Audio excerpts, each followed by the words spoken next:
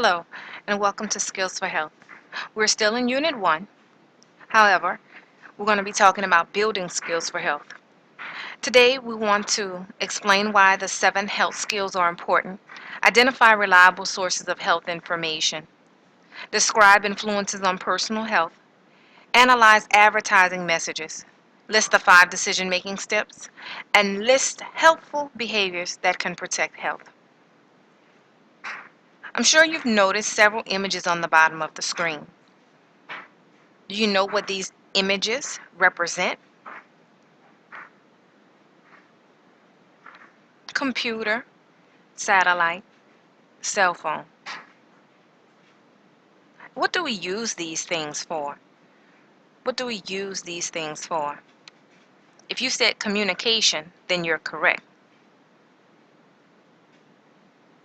The Webster's Dictionary definition for communication is a process by which information is exchanged between individuals through a common system of symbols, signs, or behavior. In this unit, we're going to talk about accessing information, analyzing influences, decision-making, goal setting, interpersonal communication, self-management, and advocacy. Health skill number 1, assessing information. Each of these pictures on the left are ways that we access information.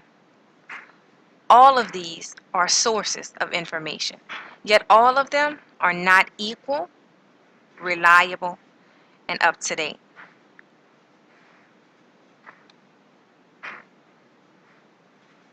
Reliable health information comes from several sources, including health-related organizations, educational organizations, library resources such as encyclopedias and health and medical journals. If you didn't know, credentials do matter. Look at who wrote and published the information. Are they trained in the healthcare profession? Are their motives a healthier society? Or are they trying to sell something? Once we receive information, we must analyze it.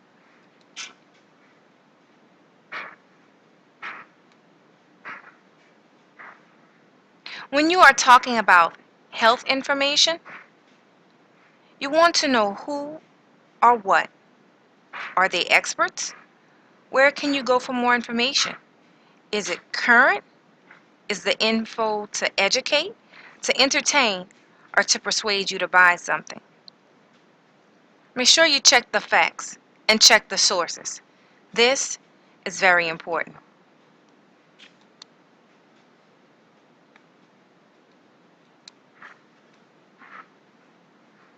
Help skill number 2, analyzing influences. There are 2 types of influences. There's internal. Internal influences are personal. Internal are things inside of you. Your knowledge, lifestyle, likes, dislikes, experiences, and self-image.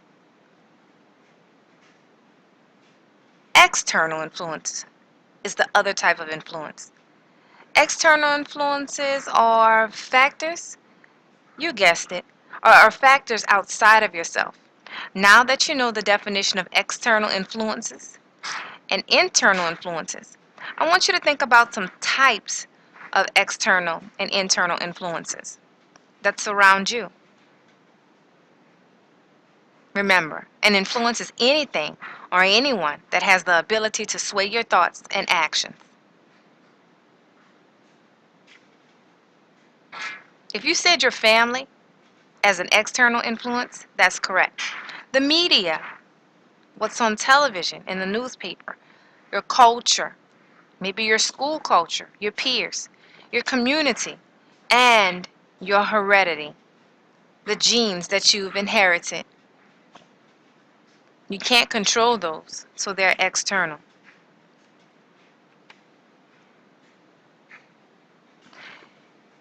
True or false? Influences can be positive or can have negative effects.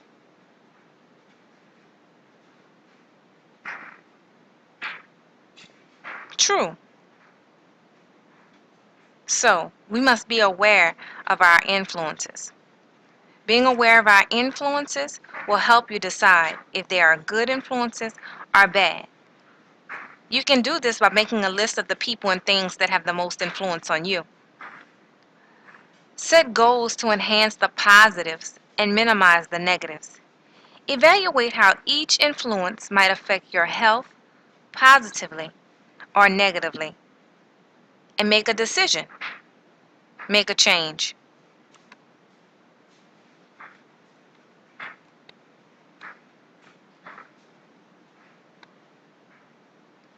After you have a complete list of influences, decide again whether they are positive or negative. Remember that your internal influences are knowledge, the knowledge that you have, your likes and dislikes, your experiences, and your lifestyle.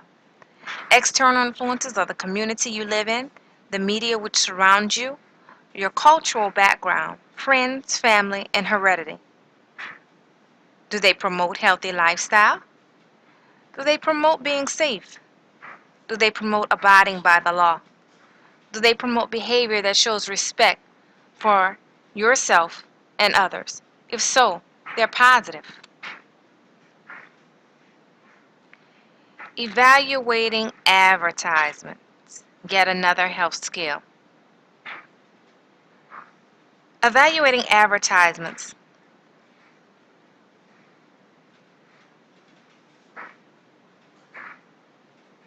We must do this so that we can call attention to a product or service and evaluate its positive effect on our health. Calling attention to a product or service by pointing out desirable qualities of the product or service to promote its sale is everywhere. Have you ever noticed that you are surrounded by advertisements? Can you name a place where you can find an ad? TV? Yes. Radio? Billboards as you drive along the highway. Magazines, stores. Have you ever seen the Sun Drop Dancing commercial? Take some time out to Google it and watch it. Would you buy this soda? If so, why? If not, why not?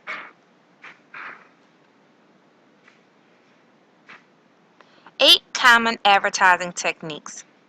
Advertisers use these common techniques to sell you, to get you to purchase a product or service. They use the jingle, a song or phrase that helps you remember a product. Tricks are for kids. Or Chuck E. Cheese, a place where a kid can be a kid. They use cartoon characters, an animated character that promotes a product. For instance, the mouse Chuck E. Cheese or the Trix Rabbit. They use celebrity endorsements. A celebrity says that he or she uses the product and appears in an advertisement. For instance, Jessica Simpson in Weight Watchers. Image appeal. The product says it will make you thinner, happier, healthier, richer, better looking, or more popular. Taylor Swift and CoverGirl. The bandwagon. Advertisements that use this appeal imply that everybody else is using the product, so should you. Sensory appeal, as in the Axe commercials. The product tastes good, looks good, smells good, or feels good, and will make you feel the same.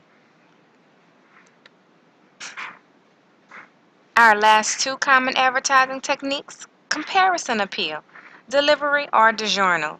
This brand is better than the other brand of the same product. The savings or free appeal, Walmart's price drop. You will save money or get something free if you buy this product. So with so many techniques that advertisers use to persuade us to purchase a good or service, how do we make smart choices? Well, we have to evaluate the advertisements. To be a smart consumer, you should ask yourself the following questions when you see or hear an advertisement. What product or service is being advertised? What advertising technique is being used? Who appears to be the target audience for the ad? What is being promised in the ad? Or what does the ad want me to believe? What does the ad not tell me about the product? Health skill number 3, making healthy decisions. Growing up and becoming a mature person means making decisions that are healthy for yourself and for others.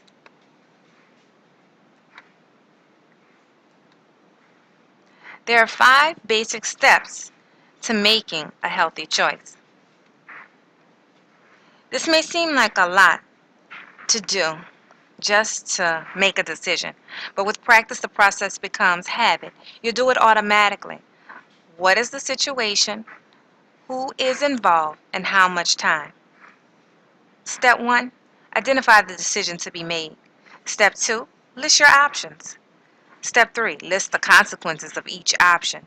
Step 4, choose the best option and take action. And step 5, evaluate the decision. Health skill number 4, goal setting. Brian Tracy said a goal is a dream with a deadline. Goals are a future achievement that a person works toward. Goals are very important because they give you direction, help you measure your success, and help you to evaluate how much further you have to go.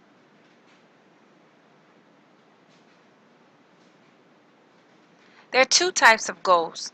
Short term, which means it can be achieved in the near future, maybe a month or 2, and long term, which means that it can be achieved after an extended period of time, several years. Would graduating from college be a long-term or a short-term goal? Well, seeing as though many of you are in the 8th grade, you still have several years to go to even graduate high school. So graduating college would be, you guessed it, a long-term goal.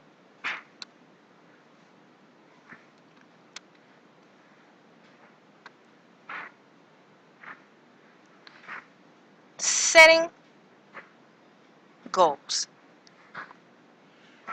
There are several steps to setting goals. Step number 1, write down your goals. Be clear, specific, and measurable. Have a realistic timeline. Make it manageable, and always be positive by saying what you will do. For example, by September of 2014, I will pass my driver's test and receive my license. Be specific.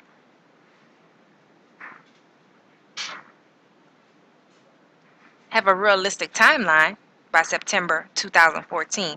Make it manageable. Pass my driver's test. Be positive. I will.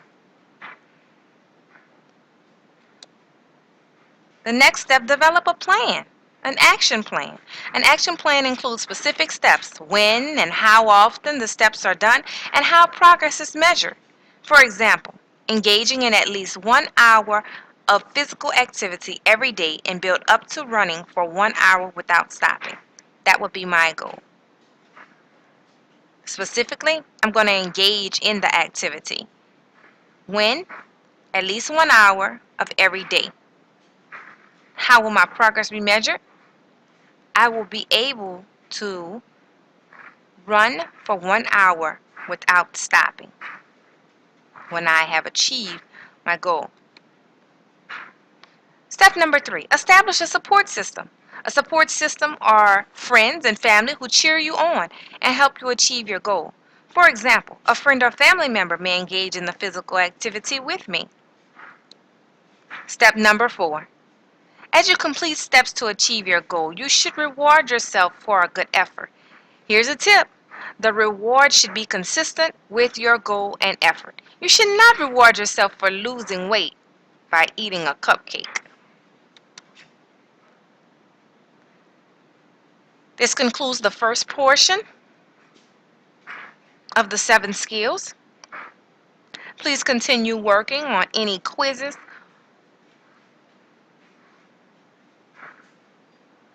or other reading assignments that you need to complete in order to be successful in Skills for Health.